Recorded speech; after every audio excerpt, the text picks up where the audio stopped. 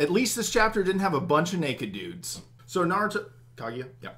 So Naruto and Kaguya are battling, and it is getting intense. And as soon as Kaguya goes to start to use, like, her Earth Jutsu, it immediately reminded me of Kabuto and how when he was fighting Itachi and Sasuke, he used, I think he called it, like, Earth Dragon technique. I'd have to look that up. I'm sure someone knows that right off the top of their head, and they're writing angrily in the comments section below, but I don't remember the tech. But I know how he used, like, the stalactites and stalagmites to, like, bite down on everyone, and that immediately reminded me of this attack, which was, like, tearing up Naruto. But, of course, it's not really hurting him. We even see later in the chapter, he's like, okay, I look like I'm stuck, so then I'm going to attack her when she gets close. But it is, like, fucking his shit up in the sense, like, he can't really move, and it's a crazy attack. I mean, the world is literally attacking him. I love it, too, because it's just another extension of the power of ninja, because Kaguya herself is sort of the original ninja. She created all of these techniques, so it makes sense that not only would she have a similar technique to Kabuto's, but she also has a similar technique to Obito's. We've already seen that she has the ability to teleport with her weird little Garganta abilities. That's what I called it. It reminds me of the things from Bleach, because it looks exactly the same. But still, I really like it. It looks thematically awesome. But this is the thing, though. Her little teleportation technique is actually probably going to be her undoing, because Obito is one of the main focuses this week, and it looks like he's going to be the one who's going to be responsible for saving Sasuke, or at least bringing him back to this current dimension. Yeah, and before we finish up that discussion, let's go to the Kages, because they were actually in this chapter, and they had a pretty big part, or they're going to have a pretty big part in the story. Much bigger than I thought. I thought they were just going to be chopping people off the vines and saving them that way, but they discussed that that's not going to work. As soon as they cut them, they immediately get reattached. I'm really surprised that they actually didn't even show a scene of that. Because yeah, they just take their word for it. This is something they will expand upon, I guarantee, in the anime version, just to extend things out a little bit more. Maybe show them actually trying to save some people. But still, this scene is also interesting because it also sort of officially confirms that Madara is dead. Because, I don't know about you, but, like, his torso is just hanging out over there. The other part of his body was completely, like, exploded and then sucked into Kaguya's body. So, he has to be deader than shit at this point. And they even mentioned they might even try to revive him with Edo Tensei to try to, you know, get a little more extra help in this. However, I like how you mentioned, we were talking about this earlier, even with that, Madara still might use that to his advantage to try and, like... Don't bring him back, because as soon as you bring him back, he's going to figure a way out of it, and then he's going to be back, and then you're going to have Kaguya, and it's going to be a whole fucking mess all over again. But then, like, the Sage of the Six Paths actually erupts from his dead torso body. He, like, farts him out.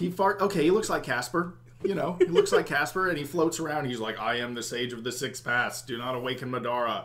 That's probably what he's going to say. I'm kind of putting words in his mouth. But he, obviously, next chapter, we're either going to get, like, a bunch of Obito, or we're going to get, like, the Kages, or both. I think that that's going to be a huge plot point coming up. And I'm so glad that they're not going to be just babysitters sitting there chopping people off the vines. You know, they're actually going to do probably something kind of proactive. Yeah, they're actually going to move the story along, which is what those characters should do. I mean, they're Hokages, and they were a huge, like, story point all throughout the series of Naruto, and they're actually going to do something useful. But what's the deal with the Sage of the Six Paths just, like, randomly now appearing before everyone? Is it because they did some sort of technique when they touched Madara and then suddenly his soul erupted from his body? Like, if all this stuff with Kaguya, the Ten Tails, and all this dangerous shit was such a problem, why did Hagoromo wait so long to tell anybody about it? Was he just waiting for the Chosen Ones to appear? Because if that's the case...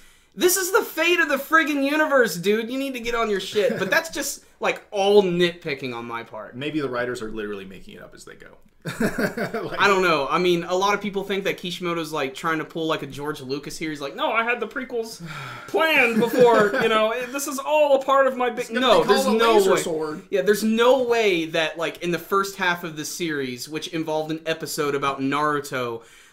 getting diarrhea, that the author was going to conceive, like, this idea right here. There's no way. It's still entertaining and everything, and I do like it. I was just wanting a little more personality from Kaguya. Yeah, you know, Naruto's going to have fingers shoved up his ass, and then all of a sudden a ghost is going to appear out of the dead body of Madara. You know, we've already done Naked Men. We might as well do a powered-up version of 1,000 Years of Death, which... That'd be violation at that point. Sage version, you know. Okay. This time he'll have paint on his face. Okay, let's bring this back just a second, guys. Okay, so anyway, the end of the chapter, we have Obito, and he has decided, after he sees Kaguya's dimensional jutsu, that he can, like, link up with it, and he can bring Sasuke back, and then they can, you know, use their double hand-holding friendship jutsu to actually seal Kaguya. And so he says, I need more chakra. So the Naruto clone says, hey, I'm going to jump in there and I'll give you a lot of chakra. And he's like, I need more than that. And then Sakura jumps in and she says, well, I'll go with you. So we're going to take a Naruto clone and Sakura and they're going to jump dimensions. And it also looks like Obito is going to probably die. If there was ever a chance to kill off Obito, now is the time to do it and not ignore it, because there's been so many moments in this arc where you're like, oh, Obito's about to die, dude. Like, next week it's going to happen. It's done. And it's probably going to happen here. It would be perfect. I don't see him returning to the village and being all buddy-buddy with everybody in Konoha. And, you know, him having the teleportation jutsu is a perfect foil for actually stopping Kaguya. And it'll give him, like, his final moment in the sun, the sort of redemption moment. You know, he's already had a few of those. But now that he's completely healed, he has both of his eyes back, he's at full power, maybe, you know, this will be a big moment for him. I think this is the way he's got to go out. He's going to defeat the final bad guy. I mean, if that's not good enough, it's too late for that character. I mean, and I'm very excited to see Kaguya deal with that, because she's probably going to be freaked out in the way that she's not going to imagine that anyone else had a teleportation like jutsu. So it's probably going to take her by surprise. And I'm just really excited about next week. I don't even, I want to see what's going to happen. I want to see what's happening with the Kages, or Hokages. I want to see what's happening with Naruto, if he's actually going to get tricked by Kaguya. I bet she knows that he's actually not stuck, and she's going to, like, warp right behind him and grab him. And then I want to see what's going to happen with Obito and Sakura. Like, there's just so much awesome stuff going on. So I'm giving this one a 9 out of 10. I actually really liked it. I liked it too. I would have liked a little bit more to happen, so I'm going to give it an 8 out of 10, but I still think this was a really solid chapter that had a ton of action. I know that a lot of people were really divided on last week's chapter, mostly because it had that one major goofy moment in it, but I think this week will sort of redeem that in some senses. Dangly parts no jutsu. Getting to see Kaguya actually go all out is really cool. I love the giant mountain technique. Yes, it does remind me of Kabuto, but it's on a much grander scale. All the characters looked pretty cool this week, and Sakura and Kakashi finally realized, they're like, look, we're stuck here. There's nothing we can do about it, but this is for the fate of the freaking world, so we got to do everything that we can. So there's still a lot of potential for pretty much every character that's in this scene right now, not to mention, like you said, the Edo Kages. They probably have their own little thing going on. So very exciting chapter. Very exciting. So thank you guys so much for watching our videos. If you could, give it a thumbs up. It's always the best way to support us, and an even better way is subscribe to our channel. Follow us on Facebook.